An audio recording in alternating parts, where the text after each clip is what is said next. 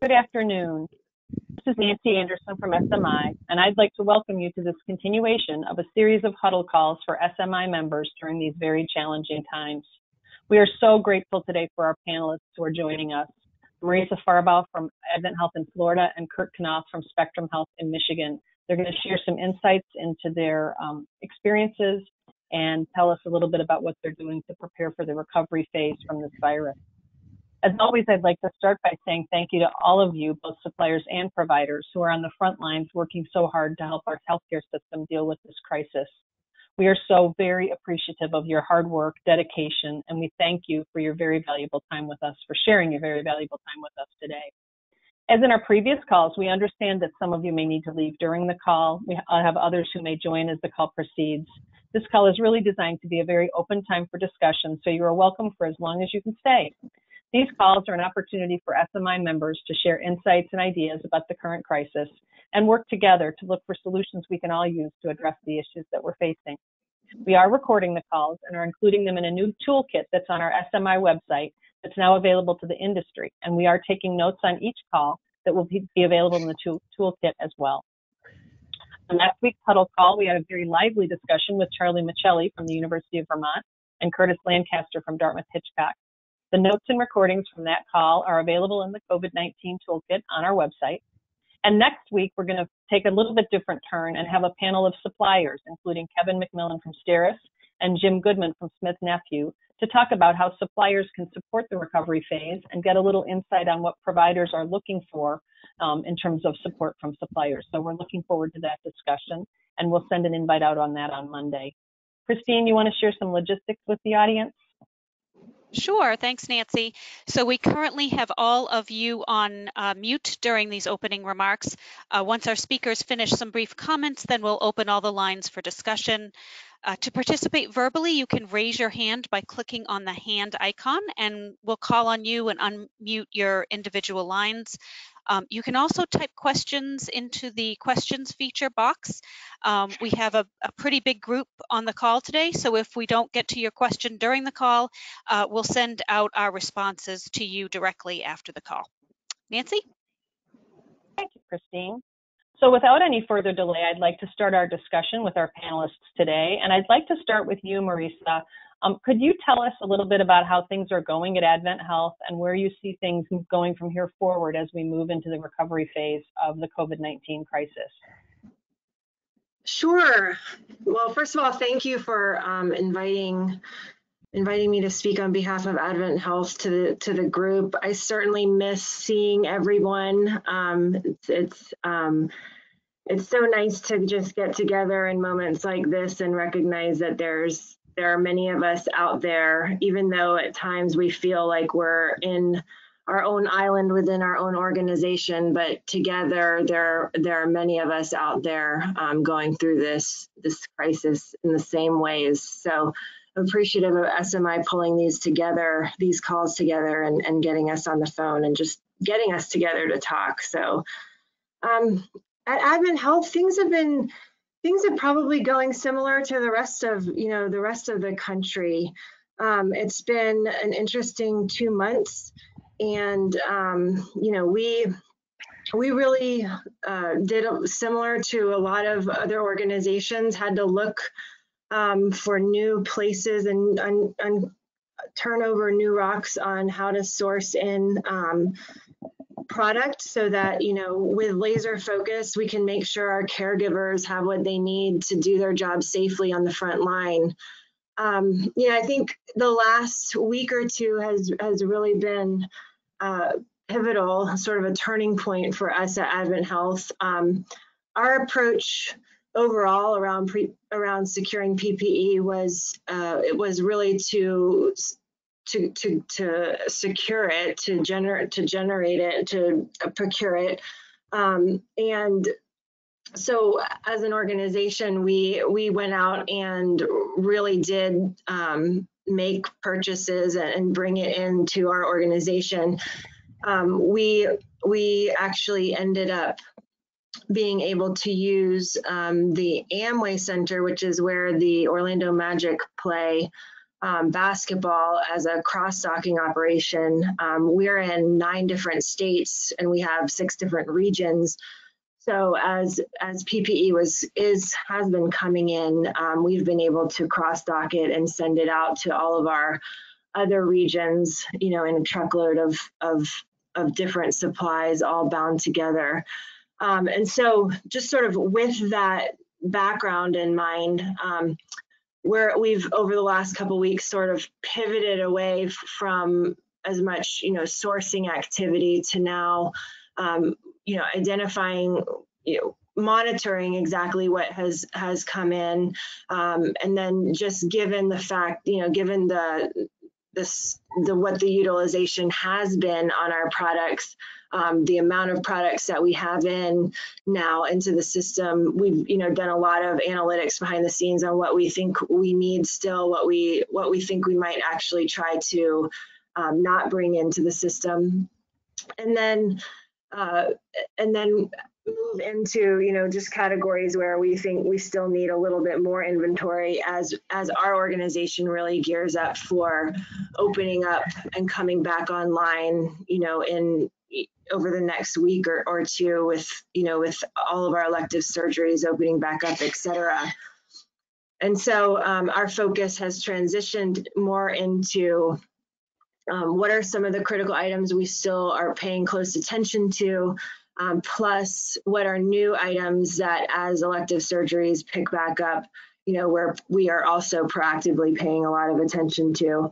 And so that's been our approach. And then I would just also maybe add a little bit around, as we get used to this, the way that we're looking at the next couple months, our organization's also really taking a proactive deep dive into our strategic plan and how we want to reframe, potentially a lot of what we were doing in new ways for the future. So that's really where we're looking forward to. Excellent. Thank you very much for those comments. Kurt, I know there's been a lot of creative manufacturing going on in Michigan. There was a great article about it that I read. Can you tell us a little bit about your relationships with the local non-medical manufacturers and what you've been doing there? And then also, of course, share some thoughts with us about the next phase of this crisis and how you think Spectrum's going to move into the recovery phase. Yeah, you bet. And thank you very much for having me as well. And yeah, it's as Marisa said, it's been a very interesting couple months. It seems like a couple of years almost sometimes when you look back at it. But yeah, when we first started to get into this, as Marisa was saying, that just the landscape of PPE had been tight for a long time, as you all know. And as we were looking, we're on the west side of Michigan, as we were looking at what was going on the east side and preparing for the peak that we were expecting. It was we basically took our entire sourcing team off of everything they were working on and put them on 100% just chasing PPE. And as a lot of you also, I'm sure, still get emails that, I know a guy that knows a guy that has millions of N95 masks somewhere. So we set up a special email address so we could start to track all those different leads. Most of them were dark alleys and dead ends. But it really gave us an education on a totally different way to source materials than we were used to. I never would have dreamed that we would be wiring hundreds of thousands of dollars overseas to get PPE. So that's been an education.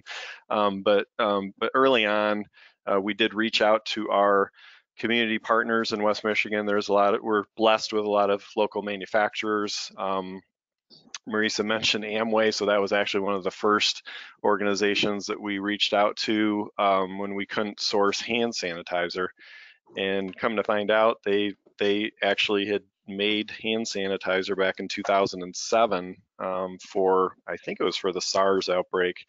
And they said, most certainly we will get that line back up and going. And within about 3 days, they had manufacturing of hand sanitizer for not just for Spectrum Health, but for other community members as well. So that was that. And when the interesting part of that one was when we were working with their supply chain team, and I was basically trying to figure out how to pay them and get them as a vendor in our system, and they basically said, nope, we're just going to give it to you, so you don't have to worry about it. So a lot of those types of just generosity. So, early on, N95s, which are still an issue, were an issue. So we did cast a rather wide net to other manufacturers because we knew there were N95s that were designed for industrial use that could be used for our use. So we ended up getting just a ton of donations. I'm sure a lot of folks on this call get handmade face masks from local community members. So we actually had to set up an entire process just to get all these donations organized and put in, using our clinical team, putting them into different tiers. Tier 1, for instance, would be just a regular same exact model that we use. We put it right on the shelf and put it into our warehouse management system. Other things would be, tier 2 or 3 that, look totally different, and we have to, put a little more guidance before we put them out into our clinical areas. And then some things, like latex gloves, we'll never use. So we're some of that is actually now starting to go back into the community for other folks that need them. But then, like the hand sanitizer, there were certain categories that we just couldn't get, like face shields. So we had a local plastics manufacturer switched over and started making face shields for us. So it happens to be a small minority-owned business. So buying local and doing the right thing, paying a little bit more than we would in the past, but they were able to basically ramp up and make 10,000 a day for us. So that keeping our staff safe. Another one that was an interesting one is Steelcase is in the local area. They helped us design and make face masks.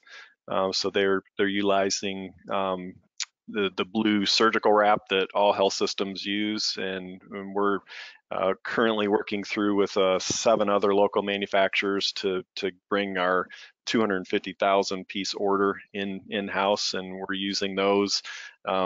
They're a little bit better than an isolation mask, but not an N95. So anywhere that our staff need an isolation mask, they use these reusable, washable masks. So that's really helped take some of the pressure off of the N95. And then the other one I would mention is gowns.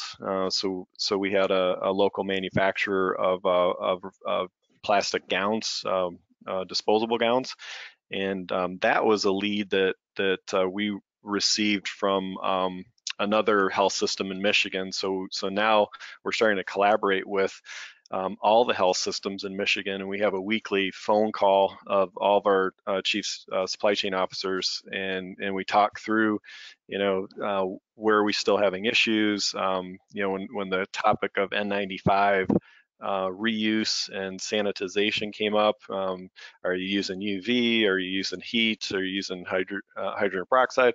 So we're sharing ideas amongst traditional competitors. So this has been an interesting times all the way around.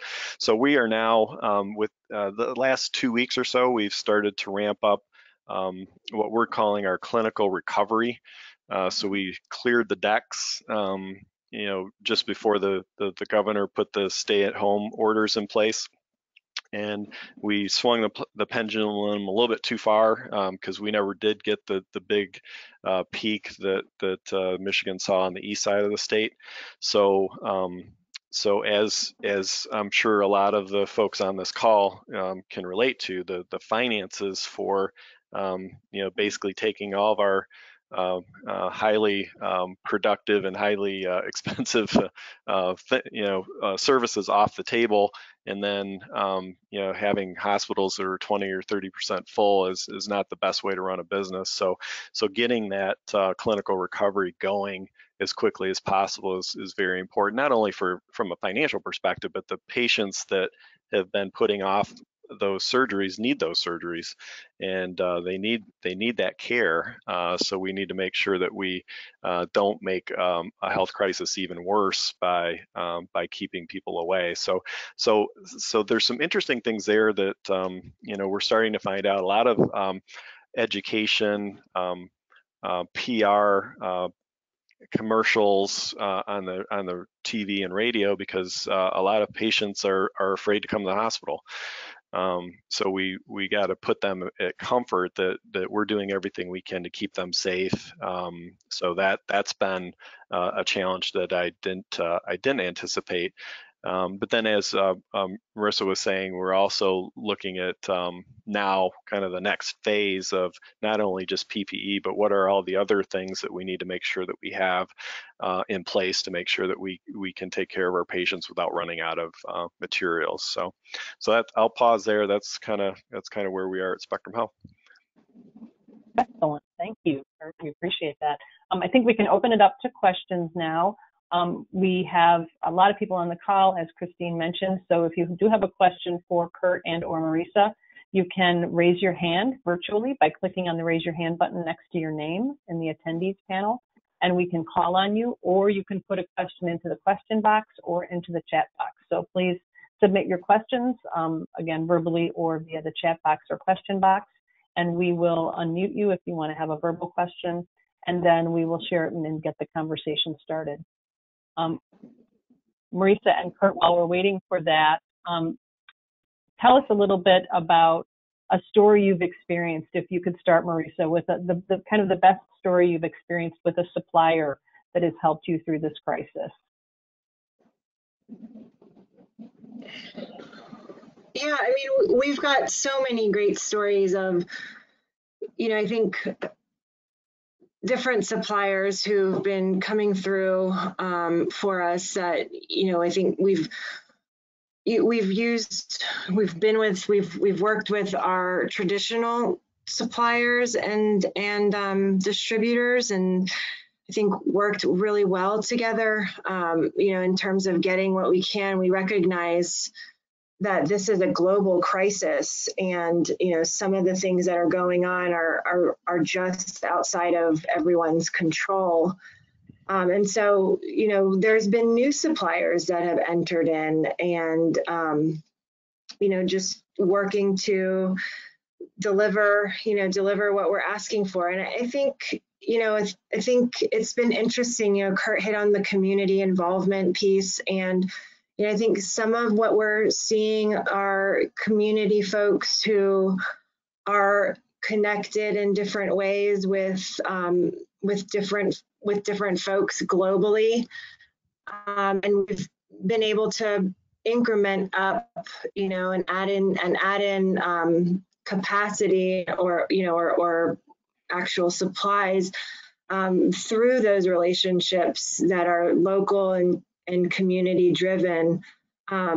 We've got philanthropy folks who are big donors of our organization. I mean, just a lot of folks who just want to make sure that their communities have the PPE that they need, and I think those are some of the unique stories to me as we look back in the future. Of how communities really came together to support and recognize the importance of healthcare in their space and the frontline workers. And I'm guessing we've all got stories slightly similar, slightly different in that vein. But those are the ones that I think we're all gonna also remember as we reflect back on this time period. Mm-hmm. Mm-hmm.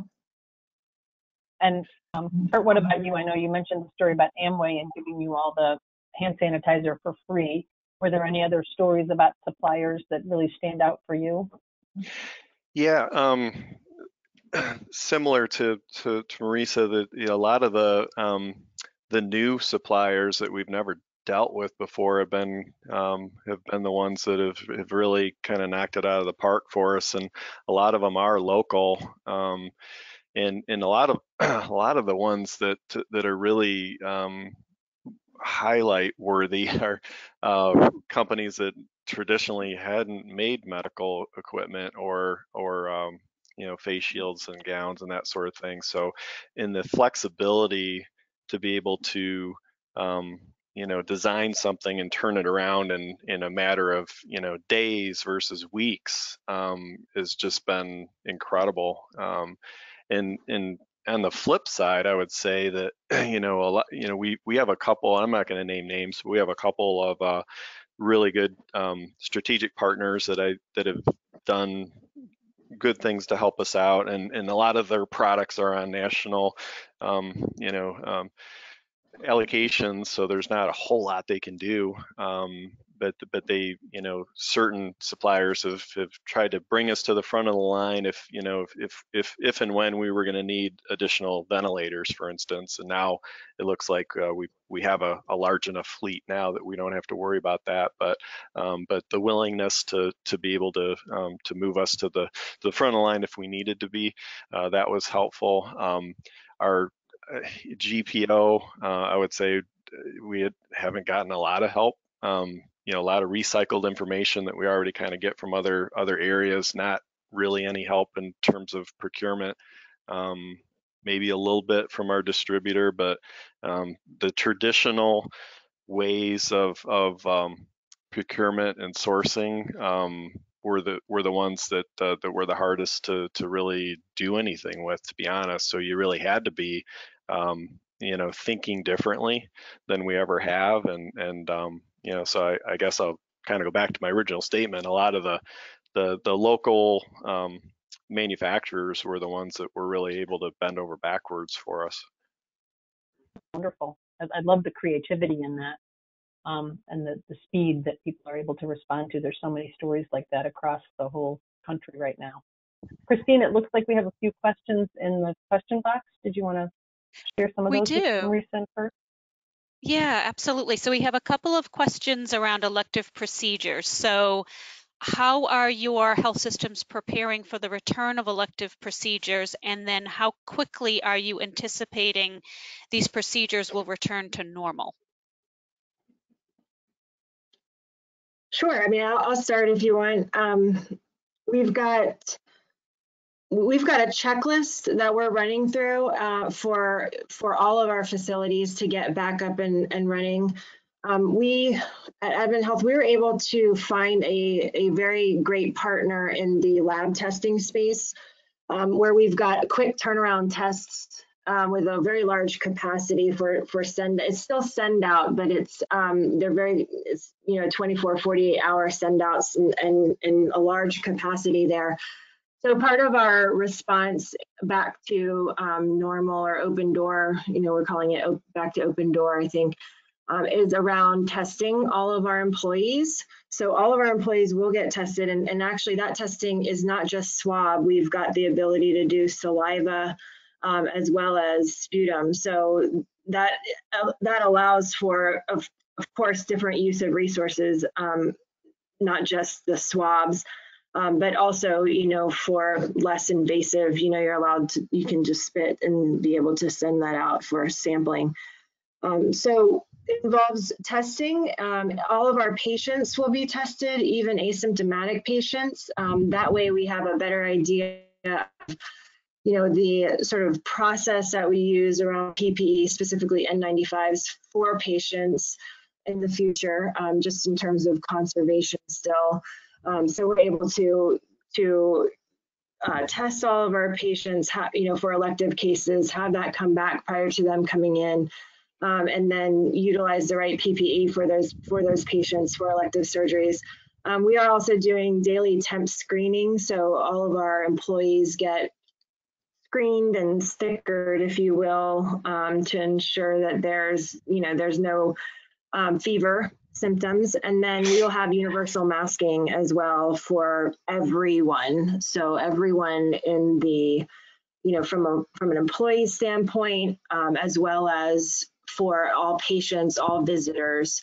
Our visitor policies will be tighter at first. I think each patient will be allowed one visitor in the beginning.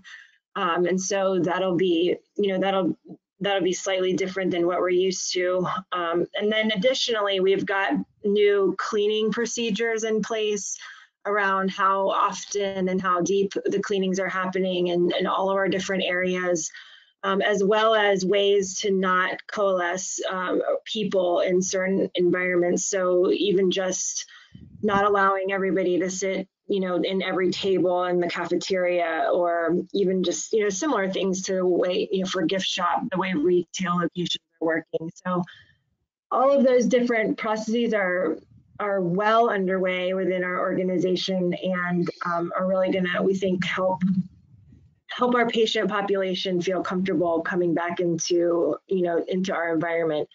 From a ramp up standpoint, next week, and we'll start opening elective surgeries, and our elective surgeries are going to be dependent on what the restrictions are within the communities of our facilities, and that's a little bit different state by state.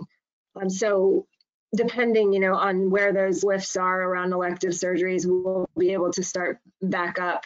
As long as we do have PPE out there, and while we're ramping back up, we'll be doing all of the patient or the employee testing, which will be done by middle of May. So we don't expect that surgeries will be up and running at 100% next week, but I think the intent is to really get going and make sure that we're serving our patient population that really does need to come in and take care of themselves, in ways that they haven't been able to over the last couple months. Great, thank you. Kurt, your thoughts? Yeah, so from a Spectrum perspective, I mentioned we're calling this our clinical recovery, but there's also a tagline that says it's not business as usual. So, part of your question was, or the question was, when will we be totally back to normal? And I don't know if we ever will be back to what we used to do, to be honest. And I would, also say that we're doing a lot of the same things that Marisa mentioned around testing, and we're not 100% testing employees yet. We have our own lab that we're continuing to ramp up our capacity, but we have not gone that level yet. We do have a screening tool that every employee gets, basically a text every night, and there's a website that you go to and you answer, self reported answers around temperature and cough and that sort of thing. So to enter any facility, you have to have a green check mark on your phone, basically saying that you've screened yourself. The other interesting thing that we're seeing, so we've had a virtual clinical tool for 4 or 5 years now. It's called Spectrum Health Now. So our virtual visits have gone through the roof, and I'm sure that's not unique. We expect that to continue. So when we start to think about what the future looks like, especially in ambulatory sites, it really starts to beg the question of how many exam rooms do we need? How many clinics do we really have to maintain? So we don't have all of our clinics open yet, but we're starting to open them back up. But those are some of the really tough decisions and conversations we need to start having about what is the new world going to look like, and that translates to office space for administrative personnel as well, because we have a good percentage of that population working from home right now, and we expect a lot of that will continue as well. So that also starts to beg the question of how much office space do we need, and do we need to continue to build that space? And then finally, and I think Marisa touched on it, just looking at our waiting rooms and visitor policies and all that sort of thing needs to just kind of be reimagined in a world of social distancing and keeping our keeping our community safe. Thank you. Excellent, excellent insight. Christine, I think we have another question. We do, yeah. So Marisa and Kurt, the question is, how will supply chain strategy, negotiations, and supplier selection change post-COVID? Kurt, you want to take that first? You sort of started to address it as you were talking about some of the changes that you see coming down the pike. So you can kind of address Kurt, the supply chain strategy. You can go in first. All right. Yeah, it's so we had this great playbook and strategy coming into 2020, and it's been crumpled up and laying on the floor right now. So it's yeah, well, there's going to be some changes, and from my perspective, it kind of goes back to the buy Michigan or buy American, and and this is not just a Spectrum Health thing, but more of a national thing, is how do we make sure that we're never in this position again? So trading price for having the product is probably going to be some of the conversations that we're going to really start to have. So really, out of this, I mentioned that we pulled most of my sourcing team off of everything else they were working on and put them on PPE, and since we've started to put them back into their old jobs, but I did spin up a team that was just focused on local manufacturing, and just happened to be led by somebody that came from a manufacturing company, and had all the connections. So I think from our strategic perspective, it is more around getting direct to manufacturers. We'd already started some of this work prior to all this, and eliminating middlemen and other organizations that may not add value, and really getting down to, like other industries, it's like this is the material input cost. This is how much we put into the product. We're going to add a modest profit margin, and here's what we're going to charge you. And traditionally in healthcare, we don't have that calculus. It's we're going to charge you whatever we think we can get paid, and it has nothing to do with what it actually costs to build. And I think those are going to be some of the things that we're going to really challenge our supply base to really, at the end of the day, be more resilient. But it should be something that's more cost effective at the end of the day. And that sounds like an oxymoron, because it seems like it should be cheaper to make it somewhere else. And I'm under the opinion that we could, with the right volume and with the right partner, we could be making things locally and doing just as well as we are buying them from China. Yeah, and so I agree. Kurt hit on a lot of great points there. I think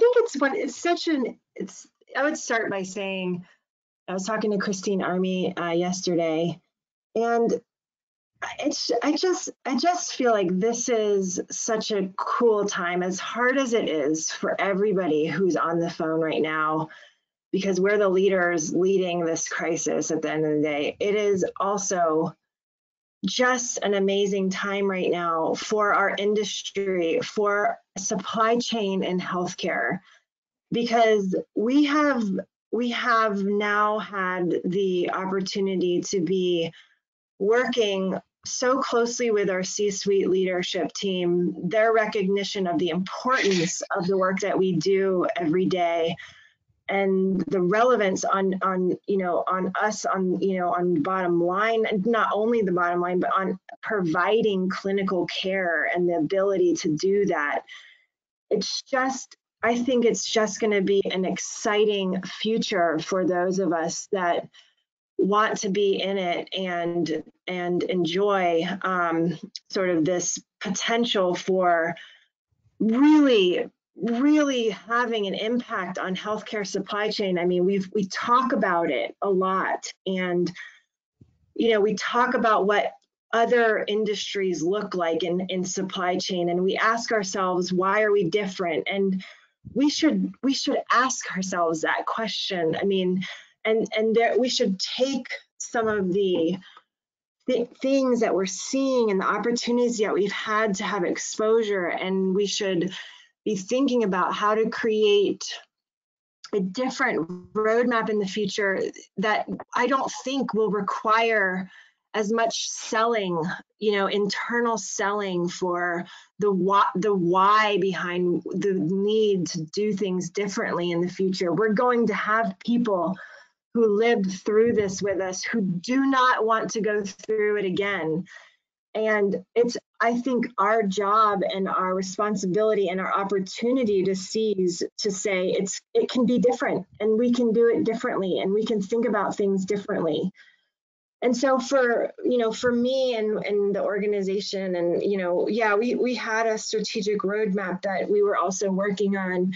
And I think that, one of the things that bubbles up to the top of that for the future coming out of this is, what does a portfolio look like for sourcing? What was it prior to COVID-19? And then what do we want it to be? What do we consider a de-risked portfolio? And I think about it in the same terms I think about the way we invest other assets. How much do you want, coming through different sources? How much do you want direct to manufacturing? How much do you want, working with the partners that we've already established, and putting that together, for me, at least with my C-suite, and saying, this is the way we want our portfolio to look in the future, and then going and creating that.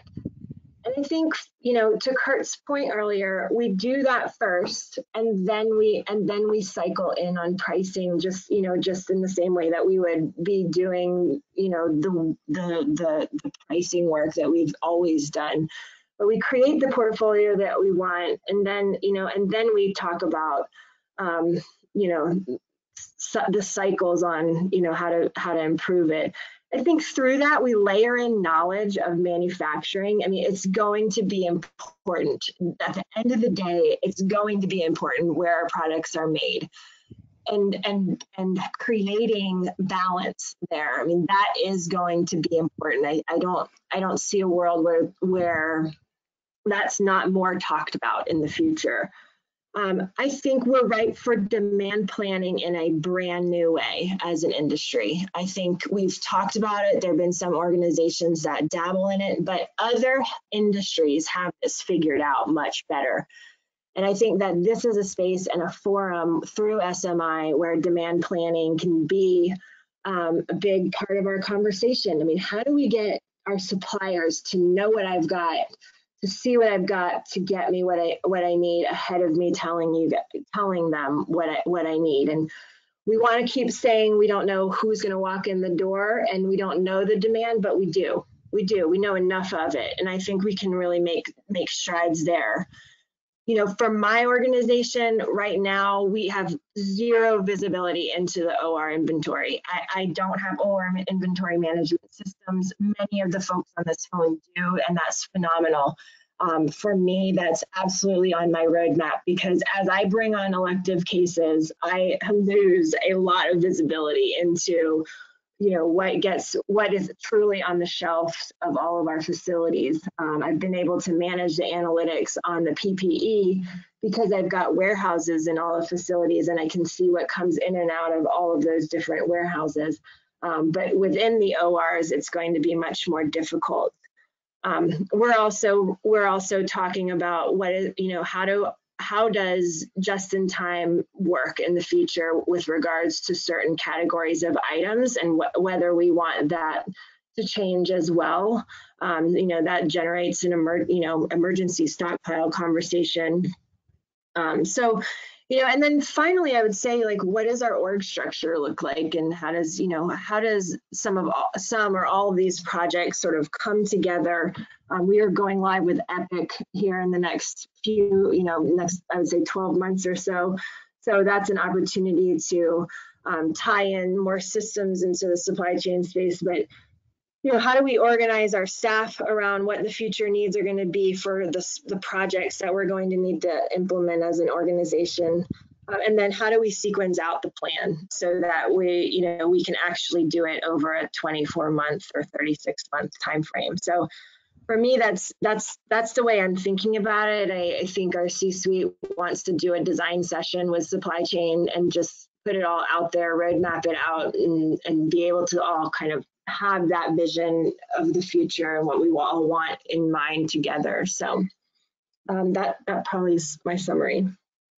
Wonderful. It sounds like you've kind of outlined a great opportunity for change and a great opportunity to kind of take advantage of people's openness to have change in order to prevent this kind of thing from happening in the future.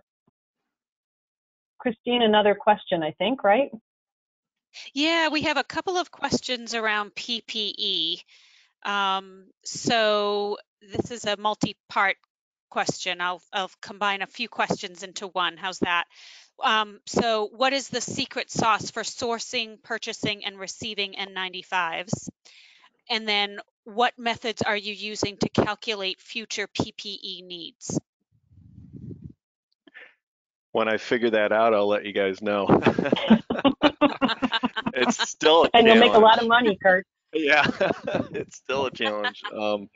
We are, yeah, I don't have any secret sauce on getting N95s. I think one of the things that we've learned is, especially if they're coming from China, lately we've had much better success getting smaller lots, so 10,000 to maybe 25,000 maybe at the most, where early on we were trying to hit home runs and we were trying to buy 500,000 N95s or 100,000, and those always seem to either get stuck or stuck at customs, or the trucks just disappeared somewhere in the countryside of China. So that's one thing that's worked for us, but it's excruciating trying to get the smaller lot sizes out. So that's one thing that we're doing. And back to the manufacturing idea. So one thing, there's a local manufacturer in West Michigan that builds the machinery to make N95 masks. So the question I posed with our leadership team is, do we just buy one of these machines and put it in our distribution center, almost in jest, but but not quite. I honestly don't know if I want to get into manufacturing. But one thing that we do have a ventures group in Spectrum Health. So one thing we are thinking about is looking for a local manufacturing partner, and just to be blunt, there's going to be a lot of distressed manufacturers with the economy right now. So there may be an opportunity to invest in a local manufacturer and make N95s that way. But this one scares me a little bit because it is a very low margin product, and you got to have a lot of volume. And so that's where the partnership with other organizations within Michigan to try to get a bigger volume, and it's almost like a co-op for a laundry maybe. So I think there's some interesting ideas potentially, but then as you start going down that path, the raw materials mostly come from China, so you're kind of right back into the same go. So I know that was the first part of the question, so I'll let Marisa see if she's got any secret sauce for getting N95s. The secret sauce is what everybody's doing. It's conserving, and it's reprocessing, and it's working with our clinical folks really closely. It's also, identifying if there's KN95s that are fit testing better than others and preparing to potentially have to use those, should it run out.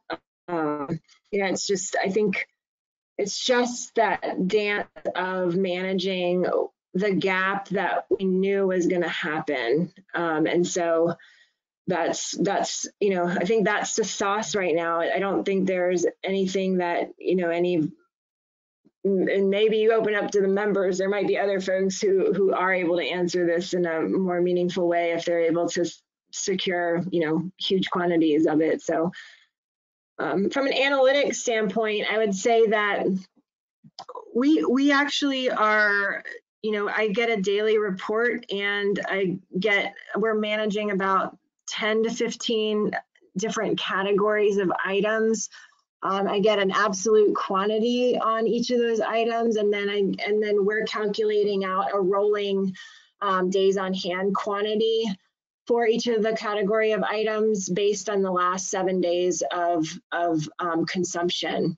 And we're just hawks on it, tracking it. We've got product coming in every day, and then we're obviously utilizing product every day. So we're just managing it that way. And I'm waiting for our organizations to open back up, and we're going to pay really close attention to our usage and to the lines, our consumption rates, after surgeries come back online, so that, and we've got more visitors and patients, and how does the PPE look after that? And then we've got, our suppliers on the ready for having to, source up any critical items that are just being consumed faster than expected. So I think from our perspective, that's how we went to analytics really early on in the process to just help us measure how much we thought we needed to order up based on, how much we thought we were actually going to have come in, how big we thought the surges were going to be, what the current at that time utilization rates were. We risk rated it a lot, and then we came up with target quantities to put on order. We've experienced a lot of the orders actually coming in. I think initially I planned for half of them to actually come in, but now there's a lot of product coming in, and so I think the other neat thing that we're experiencing just today, I got hit twice on this, but I'm seeing forums where either through a GPO or through a state, they're setting up forums to basically like barter or sell and buy, so where systems have excess or have a need, they're utilizing these platforms to go in and see, who might be selling something that I need. And if anybody needs hand sanitizer, please reach out to me. So, just feel free to reach out on that. But I think those are great options as well for us who, we early on were just trying to procure and get things in the door, and through that, early stages, not knowing what's coming in, not knowing how fast it's going out, some of us may have ended up with different amounts of quantities versus our needs. So that summarizes that. Great, thanks. Kurt, any more thoughts on that idea and the sort of the future sourcing for the PPE?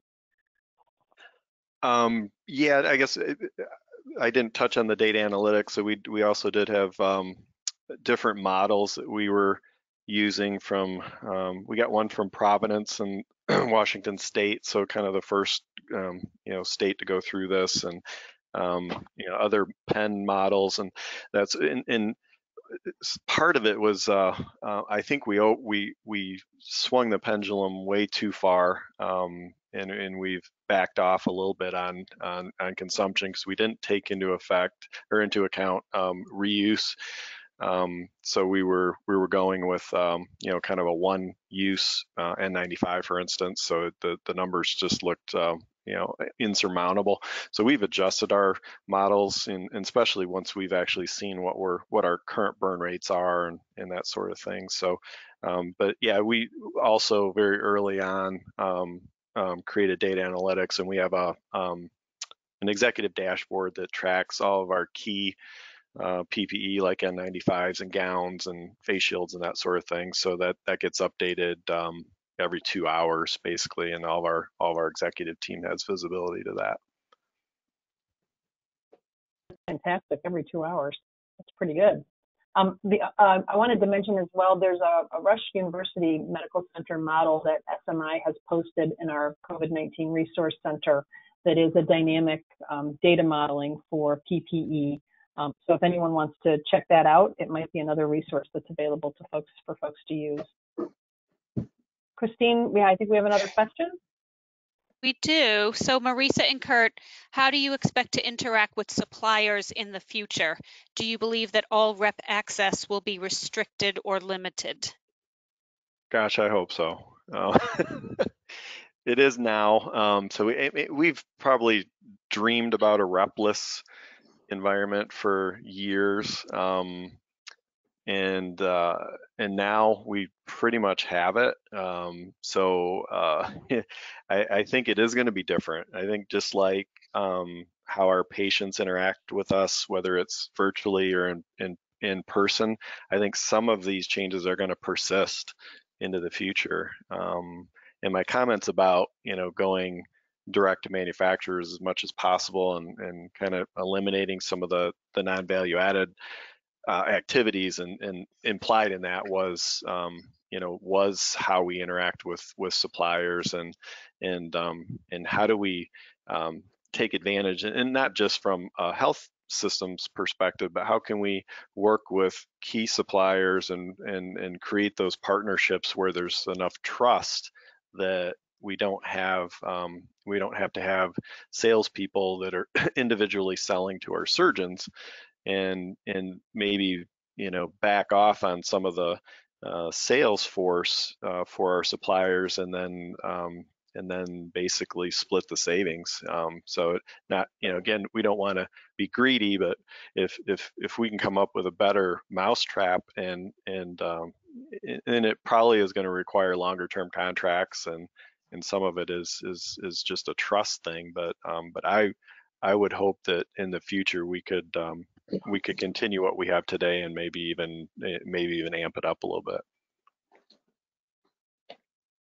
Yeah, I mean, I think that, in the short term, it's going to be interesting. I mean, we're doing a lot of work right now on educating our vendors on that need to be in the OR, on the expectations around their testing completion, the way that the expectations around our clinical staff will be the same on the expectations for the vendors that are working in procedure areas. So, I think that's been a lot of the focus right now. I don't know how much that space will necessarily change for us. I think I don't know how much it will change, driven necessarily by what's by this COVID crisis. Other than if it's part of an organization's strategy, then that might be driving it. So we certainly haven't had our same level of suppliers and vendors present, but that may we'll see. Well, I guess we'll see. We also haven't had our same physicians doing elective cases either. So it'll be. We'll kind of take that one step at a time as we open back up. That has been an awfully big change, and as you said, Kurt, an interesting test for the repless model. Christine, I think we have time for probably one more question, and then we'll have some closing comments. Do you have another question for us? I do, yeah. What are your thoughts about the future of self-distribution versus traditional medical distribution? Well, this is Kurt. So we do self-distribute already, and I think I firmly believe that the fact that we had self-distribution was a strategic enabler that allowed us not to run out of things, and we really, I think, through all this, proved that having our own distribution center, having our own distribution, having our own trucks, having our own folks, I mean, we're very vertically integrated. And looking at some of my counterparts in the state that aren't that way, to me, it was obvious that we were able to weather the storm much better because of what we had. So I would anticipate, and this is just me looking into the crystal ball, that there would be more desire across the nation for self-distribution versus the traditional. That's just my opinion. Marisa, what are Yeah, your I mean, thoughts on self-distribution? yeah, well, we're a hybrid.